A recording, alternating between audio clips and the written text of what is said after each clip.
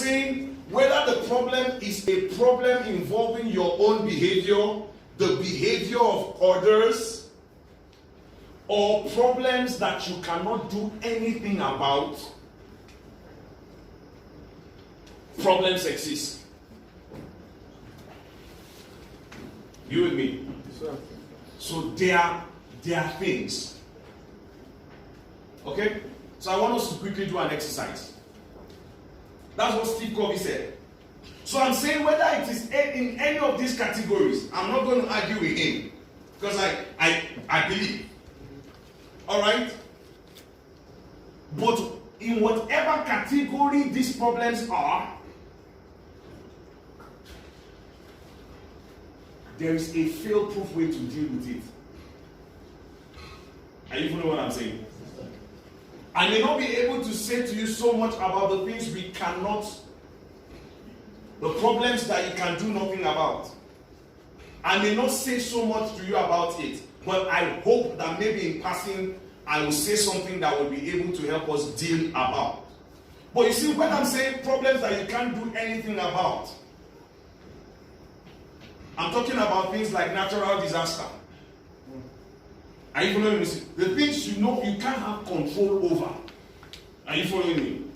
Good. So let's take it further. So this is an exercise we're going to do. I'm going to show you a picture by this British cartoonist. Okay? So it's going to be a little bit, we're going to have some little kind of exercise, right? You're going to look at it. There are two pictures. So you look at the picture. What do you see? You know, I don't like Koro's answer. I saw, okay, you're there. Would you answer the question again so that you get another drink? She answered my question in last Clarity Clinic. I gave her a gift. So that you don't get the reward. Yeah. And I just spoke to us about reward. So I've told you the reward. Answer a question and you get a drink. It may be a lunch. You want money? Igbo girl. Igbo girl. Alright. Yes, what do you see? What do you see now? You saw a sketch. Okay, what do you say you saw? It's like a woman wearing a cap. A woman wearing, qualified. A young woman. A young woman wearing a scarf. Or what? Like a cap. A cap, right? Amish people. Like an Amish cap. Thank you. Who sees something else? Yeah, what do you see? There's an old lady with a big nose. You're seeing an old lady with a big nose. Yeah. Amazing. We've seen it. Yeah, what do you see?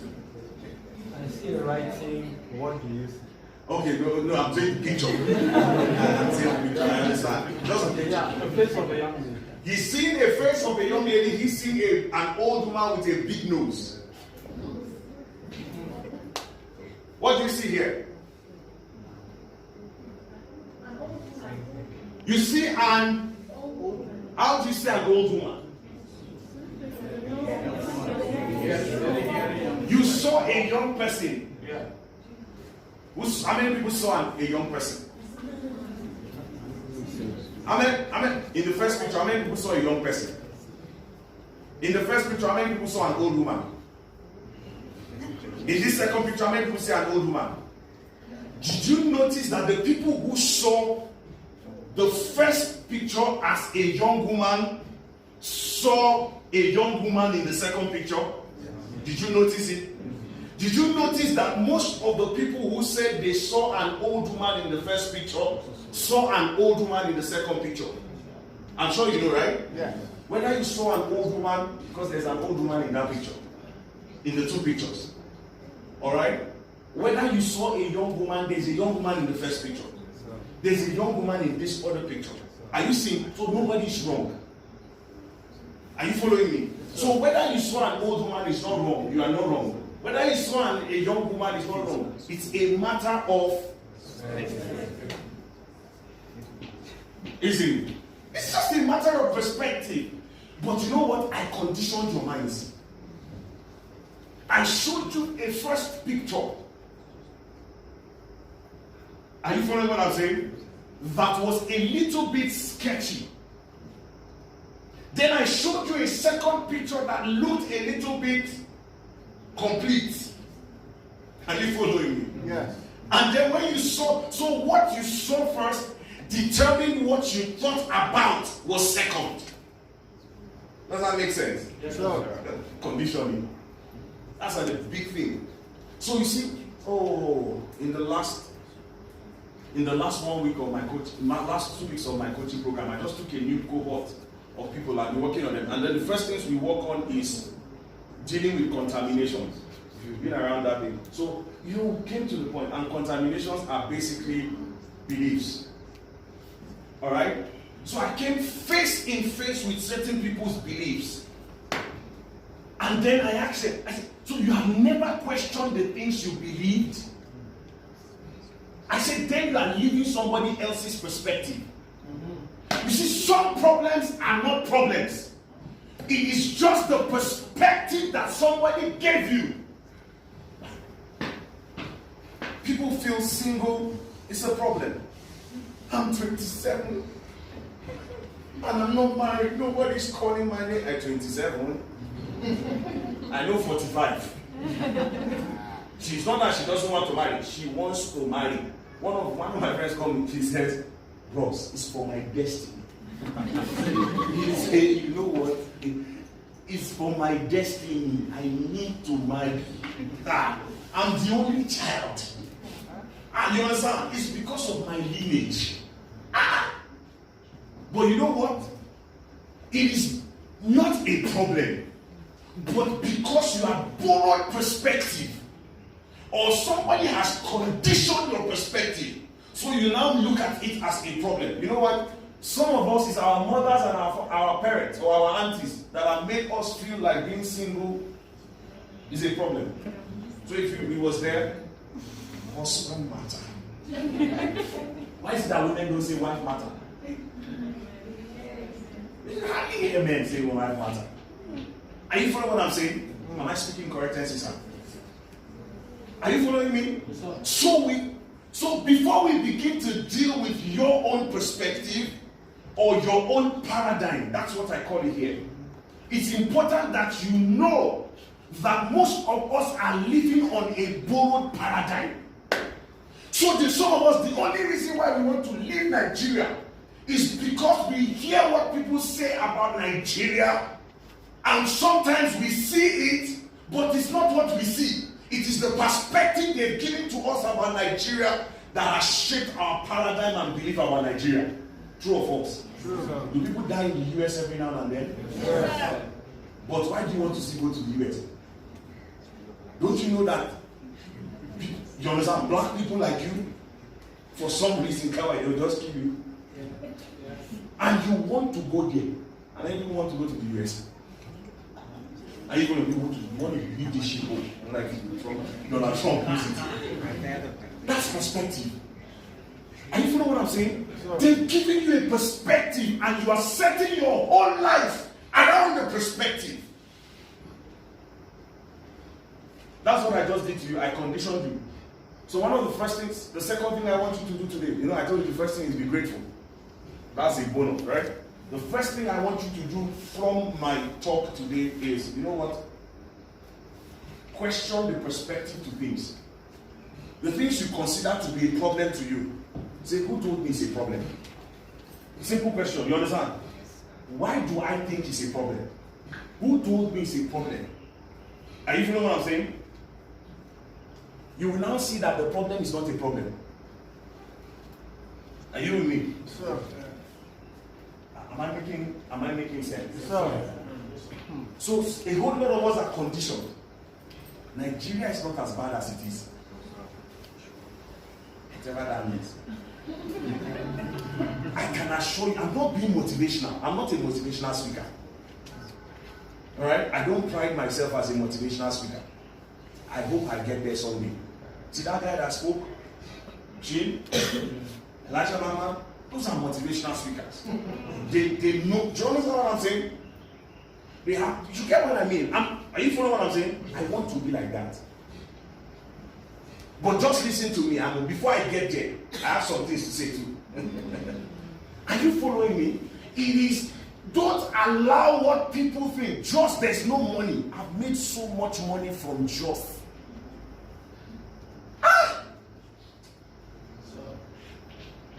have made money in Jos. I am making money in Jos. Say, let me explain. Hey, I will sleep very fine. I have made money in the Jos that people say there's no money. And you know why you're not seeing the money? You know why you're not having the money? You bought somebody's perspective. You took somebody's paradigm and you held it. I will never forget. It was a conversation between my wife and somebody who had been in the town, in the city. So she wanted to start her school, an etiquette training school in Jos at the time. Just shortly after we came in from Abuja. And then she met somebody and she says, you know what? That time they were charging 15,000 naira. Alright? 15,000 naira. That was the time. For those of you who didn't do it then, God bless you. We had a board meeting with the guys at the board the other day. They are reviewing the fees. And I said, I'm with you. I'm with you. Review it. You understand? Because I'm a very vocal person in board meeting. I told that aside. Okay? Then the woman said to her, just people don't pay for things. You know what I told my wife? What did you say to her? She said to herself, my own case will be different. How many people did you have in that first class? Like 15 people. And everybody paid. Only one person, Abby. I don't know, I can't remember.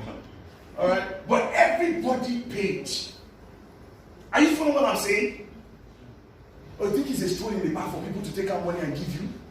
See, it's easy when you go to work in a place, like Elisha said, that you are not even working and they are giving you money. But that you would come and people pay you for value that you are delivering. You know something? Are you following what I'm saying? For me, that's real money. That's the same Jos. That some of you are saying people in Jos don't have buying power. I like what Elisha said to me. We're speaking sometime within this last week. And then, you know, I was telling him about one of my friends from Lagos. I'm sure some of you know her. And then she calls me and said, how long are you going to be in Jos? Are you going to be in Jos forever? So I gave her my answer. So I was telling Elisha when we were having a conversation. He says, you know what? He says, you are even trying, you're answering them. He says that when he has those conversations with those people, you know what they say to him? Lagos. Well, by the way, we'll be in Lagos next 2 weeks. We'll be speaking at the first speakers convention next 2 weeks. You see, I'm growing up. I'm growing very fast. Alright? You get what I mean? And then you know what? He says, you know what me I will say to them? You know what I say to them? What is in Lagos what is in Lagos? Then they say buying power. Then he says, what makes there to be buying power? He says, is it not people? Is it not people that have the power to buy? Is it not?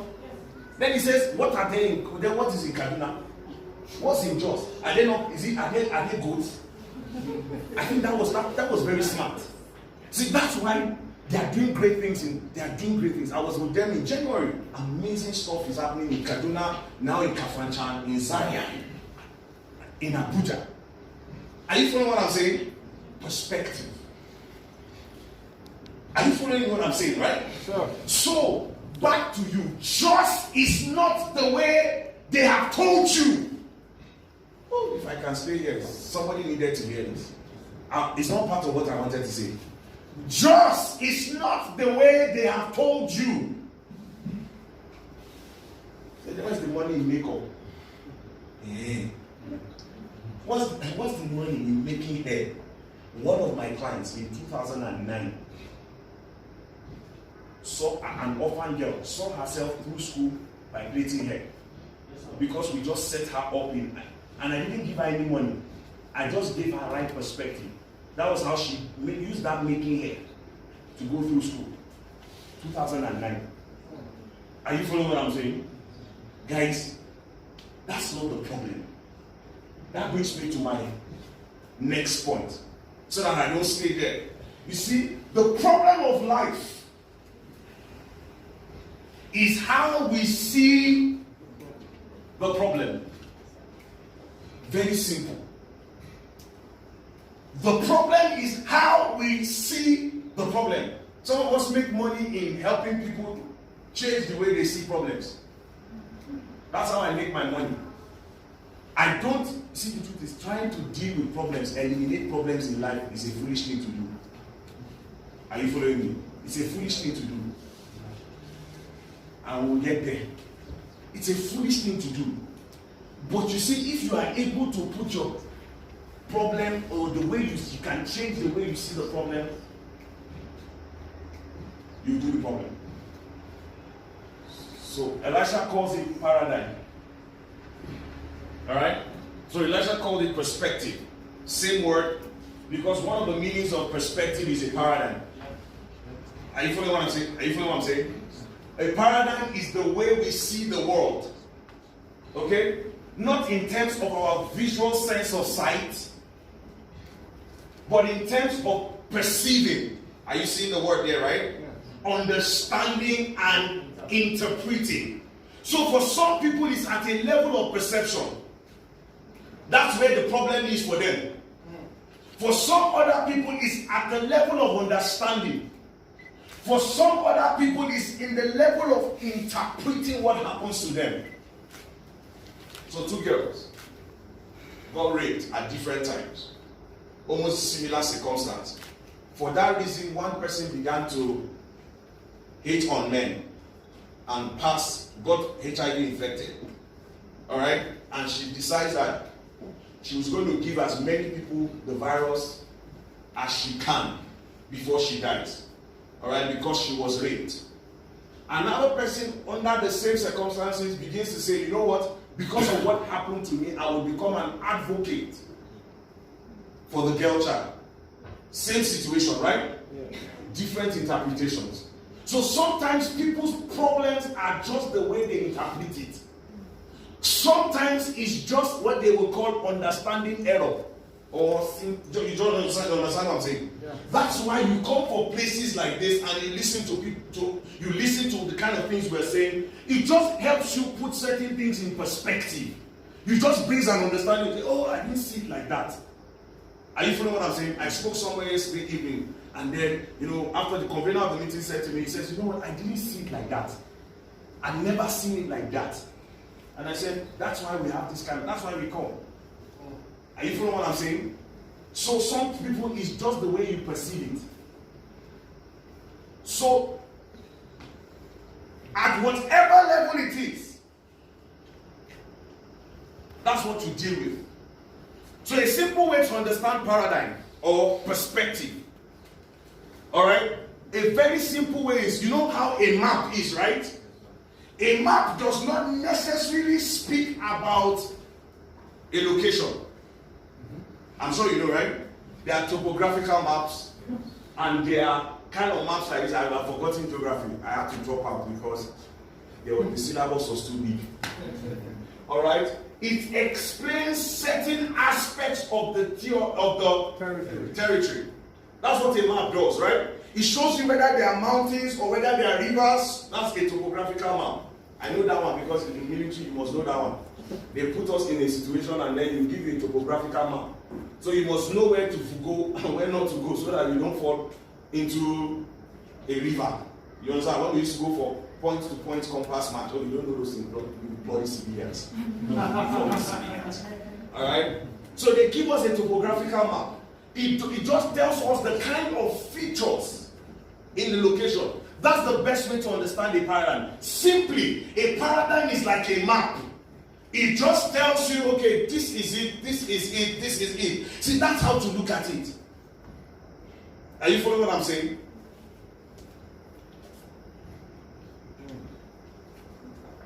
Let me speak a bit about paradigms. Paradigms are powerful because they create the lens through which we see the world. The power of a paradigm shift is the essential power of quantum changes. Whether the shift is instantaneous, slow, or a deliberate process. Are you with me? I know we're getting very deeper. We're getting deeper right now, but I'm almost ending. That's a good part. Are you following me? Sir.